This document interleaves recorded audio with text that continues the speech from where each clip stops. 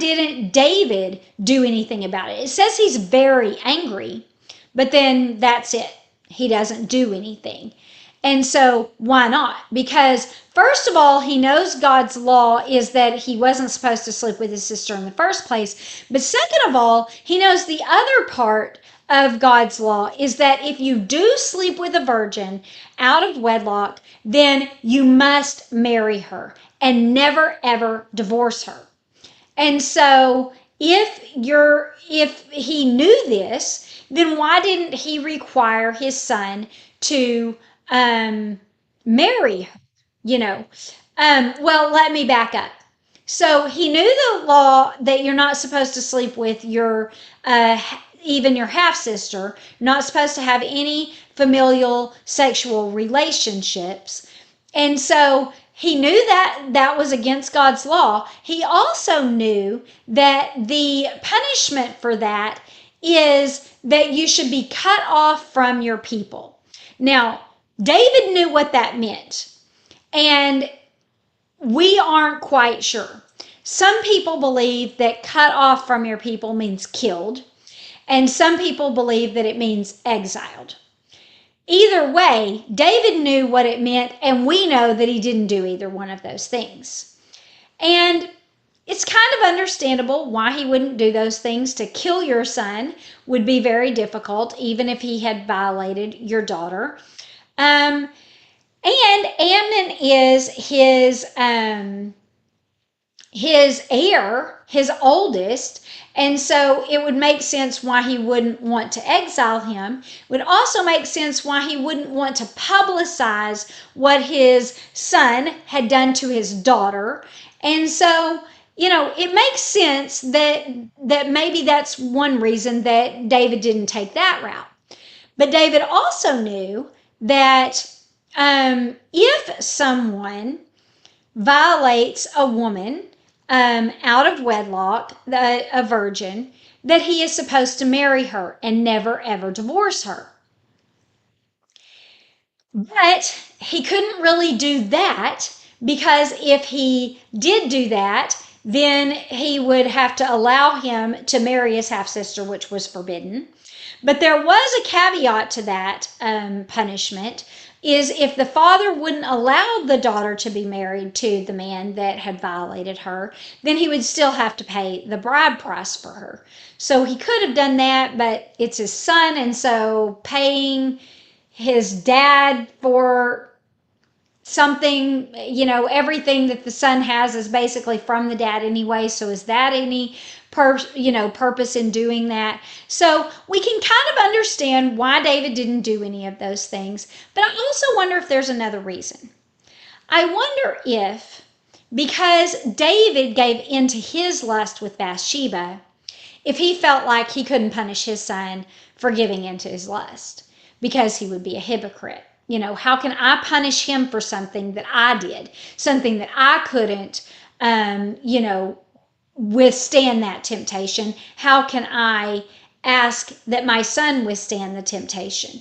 And then also, God had mercy on him and didn't kill him, which is the sin for adultery, and it's the sin, the consequence for adultery. It's also the consequence for murder, which he murdered her husband in order to take her as his wife.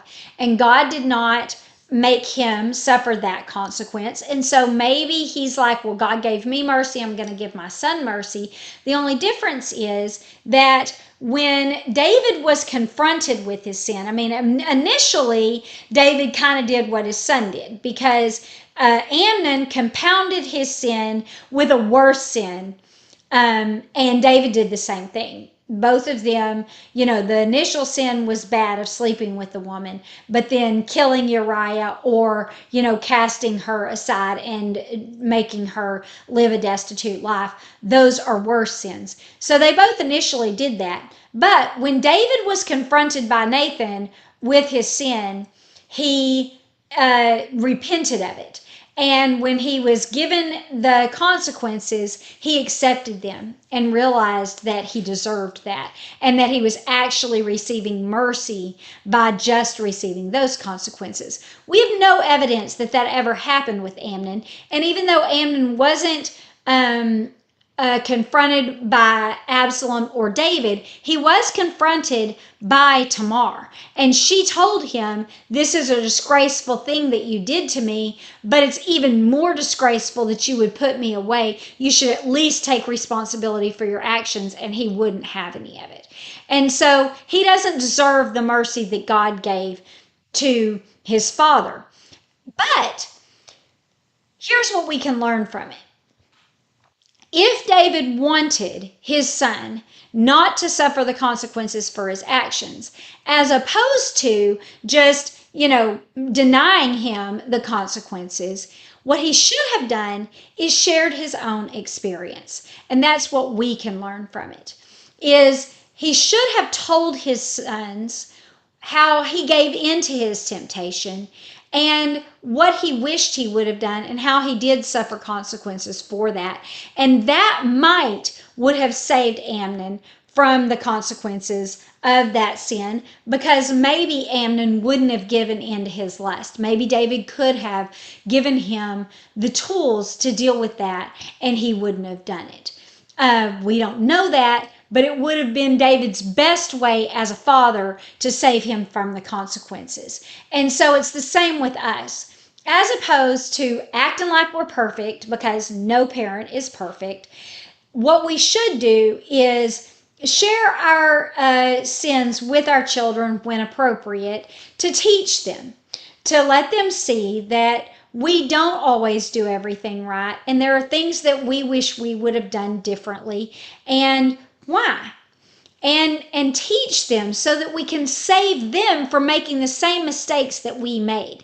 If we don't tell our children the mistakes that we made, then we, are just throwing them out there to suffer the consequences of those actions if they choose to do the same things. And so better to share those things and teach them from our experience so that they can learn from our mistakes and don't have to make their own. So, like I said, all of that is speculation, but just something for us to think about if we can relate to any of these situations. How Amnon was tempted, how he reacted after he gave in to his sin, how Absalom reacted when he was trying to protect his sister, and then David, how he was trying to save his son from the consequences.